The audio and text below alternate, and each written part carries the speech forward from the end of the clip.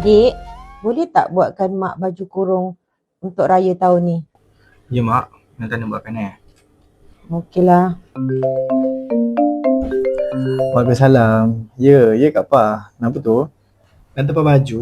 Boleh. Anak buka lagi. Kak Pa hantar je kain. Besok boleh. Kak Pa, baju apa nak buat tu? Baju kurung. Okey, boleh. Hantar je.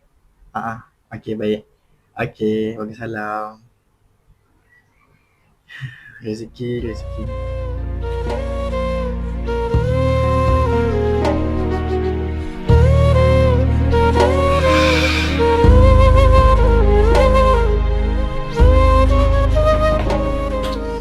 Panas Tak lama lagi nak raya dah ni. Banyak lagi tempahan tak siap hari ni. Sempat ke tak?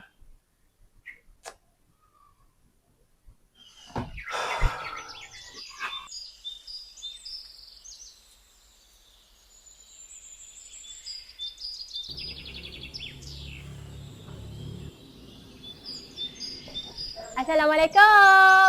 Waalaikumsalam. Jap. Siapa pula datang ni? Waalaikumsalam. Ti. Kenapa tu? Ada apa datang? Nim, kau busy tak? Busy lah juga. Banyak tempahan aku tu. Kenapa tu Ti? Ni aku nak hantar kain untuk buat baju.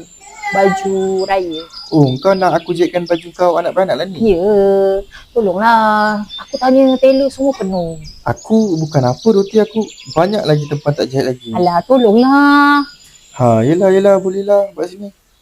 Aku tolong kau ni sebab kau dengan anak-anak je tau. Terima kasih, Nek.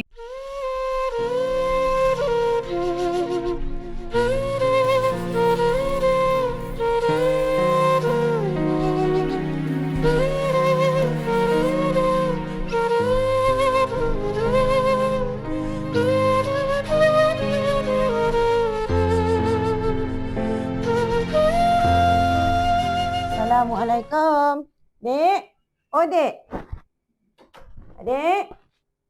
Dek, baju raya mak dah siap ke? Dah jahit ke? Mak boleh sabar tak mak? Banyak lagi tempahan aku kena buat ni mak. Tak siap-siap lagi ni. Mak tanya je.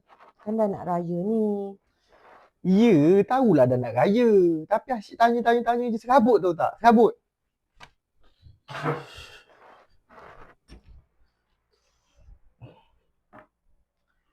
Mak.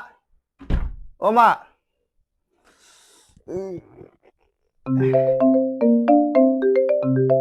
Hello. Kak. Akan nak tempah baju ke? Adik. Kenapa? Akan nak bagi tahu ni. Ada apa kak? Mak Kenapa dengan mak akak? Mak dah tak ada. Mak kenapa? Tadi masa dekat surau, Akak. mak jatuh tiba-tiba. Orang kampung cakap mak dah tak ada.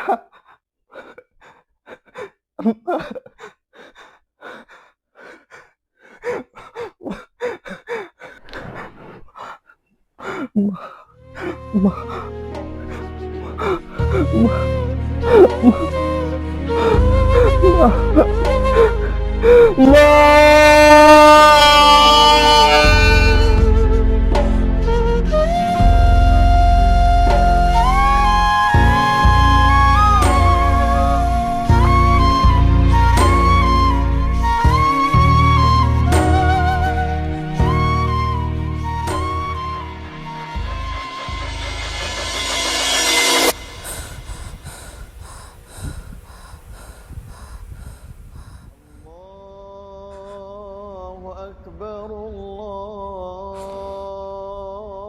أكبر الله أكبر. Bukan baju kurung mak. Mak pergi mana? Kenapa mak tinggalkan aku?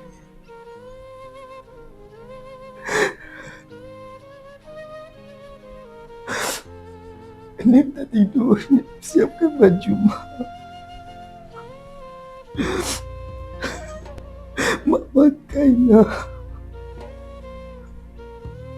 Mak pakailah mak.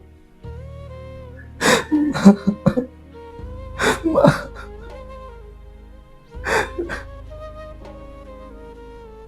Mak pergi mana? Mak.